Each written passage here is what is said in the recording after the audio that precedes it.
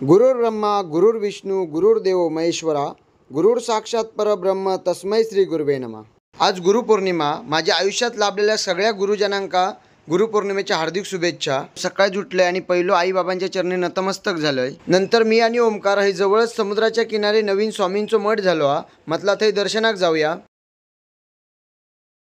स्वामींचरणी लीन झालो आणि थैना येलो विठ्ठलपंत सागर महाराज यांच्या समाधीजवळ। या औदुंबर झाडाच्या छत्रछायेखाली महाराज पहिले ध्यानधारणा करीत। या ठिकाणी त्यांनी समाधी घेतल्यानी त्या समाधीचं दर्शन घेतलं, मारुतींचे दर्शन घेतलं। थैना घरी इलय, मस्त जेवलय, रात्री इलय सद्गुरू पंत महाराजांच्या भजनाक।